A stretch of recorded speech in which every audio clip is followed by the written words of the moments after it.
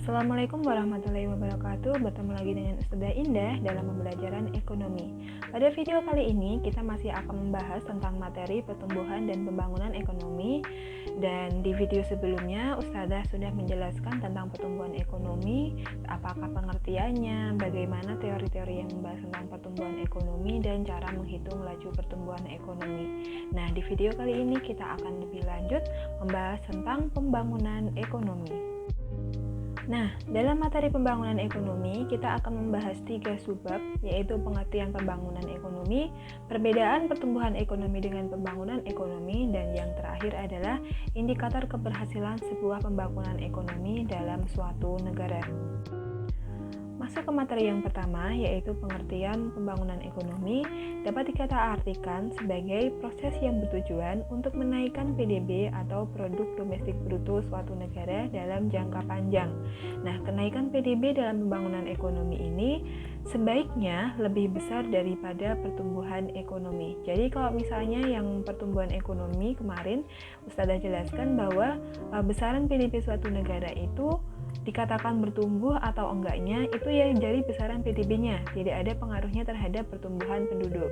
Sementara di sini di pembangunan ekonomi, besaran PDB itu juga kita kaitkan dengan pertumbuhan penduduk. Kalau misalnya pertumbuhan PDB lebih besar daripada pertumbuhan penduduk, maka terjadi pembangunan ekonomi. Begitu sebaliknya, jika kenaikan PDB lebih kecil daripada pertumbuhan penduduk, maka hanya terjadi pertumbuhan ekonomi, bukan pembangunan ekonomi.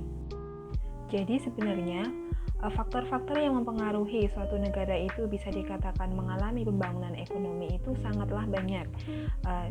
Tidak hanya pertumbuhan penduduk, bisa jadi dari segi sosialnya, dari sisi kesehatan, bagaimana pembangunan infrastruktur dan suprastruktur suatu negara. Tetapi di sini karena kita masih dalam sudut pandang ekonomi, kita kaitkan saja dengan pertumbuhan penduduk yang kaitannya antara jumlah uang yang didapatkan dari setiap orang itu apakah bertambah atau enggak secara kenyataannya.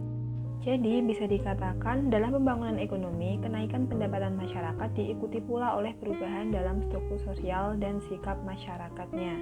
Kalau dalam pertumbuhan ekonomi cuma melihat kenaikan pendapatan, tapi tidak membahas tentang apakah pendapatan yang naik itu meningkatkan kesejahteraan masyarakat dalam suatu negara.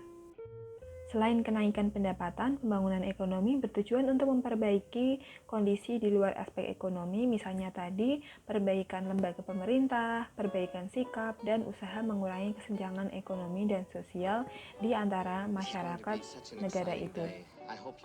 Nah, untuk mengetahui lebih lanjut perbedaan pertumbuhan dan pembangunan ekonomi, di sini Ustazah memiliki tabel ada 4 poin yang menunjukkan perbedaan besar dari dua jenis pembangunan dan pertumbuhan ekonomi. Poin yang pertama, dalam pembangunan ekonomi, persentase kenaikan PNB atau PDB-nya harus lebih besar daripada pertumbuhan penduduk. Sementara di pertumbuhan ekonomi, persentase kenaikan PNB atau PDB tidak memperhatikan persentase pertumbuhan penduduk. Nah, di poin pertama ini sesuai dengan pengertian yang Ustazah jelaskan tadi. Poin yang kedua yaitu pembangunan ekonomi, kenaikan PDB-nya atau PNB-nya itu disertai dengan perubahan struktur ekonomi dan ilmu pengetahuan serta teknologi. Sementara kalau di pertumbuhan ekonomi itu kebalikannya, atau katakanlah kalau di sini hanya membahas tentang kenaikan PDB atau PNB. Perbedaan yang ketiga yaitu dalam pembangunan ekonomi, kenaikan PNB atau PDB-nya disertai dengan peningkatan kesejahteraan dan pemerataan distribusi pendapatan ke setiap penduduk atau masyarakat di setiap daerah. Jadi kalau misalnya pembangunan ekonomi itu melihat juga dari kesejahteraannya. Sementara kalau di pertumbuhan ekonomi, kembali lagi hanya menghitung tentang kenaikan PNB atau PDB-nya, tidak melihat hal-hal lain di luar itu.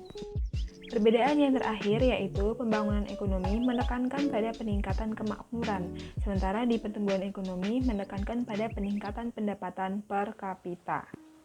Nah, apa yang membedakan kemakmuran dengan pendapatan per kapita? Jadi kalau misalnya di sini pendapatan per kapita itu adalah pendapatan seluruh masyarakat dalam satu negara dijadiin satu, lalu dibagi dengan seluruh jumlah penduduknya, jadi langsung dibagi rata. Padahal di dalam kenyataan belum tentu sejumlah besar uang itu diberikan secara rata kepada masyarakat di seluruh lapisannya. Nah, bisa jadi uang yang banyak itu di dalam kehidupan sehari-hari atau dalam kenyataannya hanya dimiliki oleh segelintir orang, atau hanya orang-orang kaya atau orang-orang yang memiliki tingkat ekonomi yang tinggi. Nah, kira-kira seperti itu 4 poin utama perbedaan antara pertumbuhan dan pembangunan ekonomi.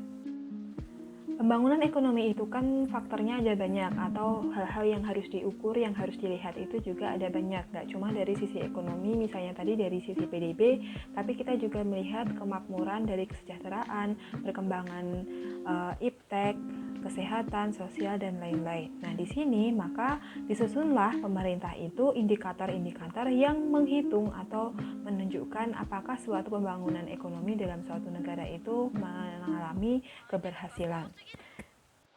Nah, secara umum ada 3 indikator yang bisa digunakan untuk mengukur keberhasilan pembangunan dalam suatu negara.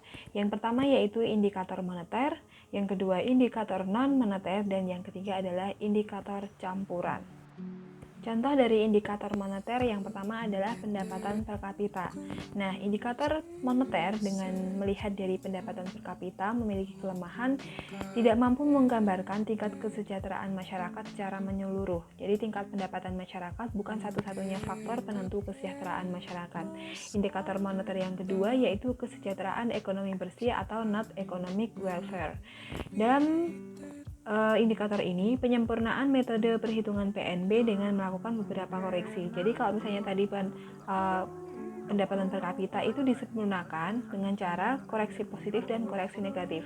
Koreksi positif bisa dilihat dari memperhatikan pada waktu senggang masyarakat, atau misalnya di sini berapa sih pendapatan seseorang, misalnya pendapatannya 1 juta. Nah, tapi apakah dia juga memiliki waktu luang untuk dirinya sendiri selain untuk menghasilkan uang segitu. Jadi misalnya 24 jam itu berapa jam waktunya yang digunakan untuk bekerja dan berapa jam waktunya yang digunakan untuk menikmati kehidupan atau menjalani kehidupan pribadi.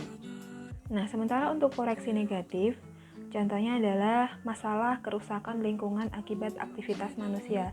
Jadi kalau misalnya sekarang kegiatan ekonomi itu semakin berkembang, tapi bagaimana pengaruh dari kegiatan ekonomi itu terhadap lingkungan yang digunakan manusia untuk beraktivitas. Kalau misalnya sekarang semakin banyak kendaraan yang berlalu lalang di jalan raya. Jalan rayanya juga semakin besar, semakin lebar, semakin bagus. Tapi bagaimana dengan kondisi lingkungannya? Apakah kualitas udaranya semakin baik atau malah semakin buruk?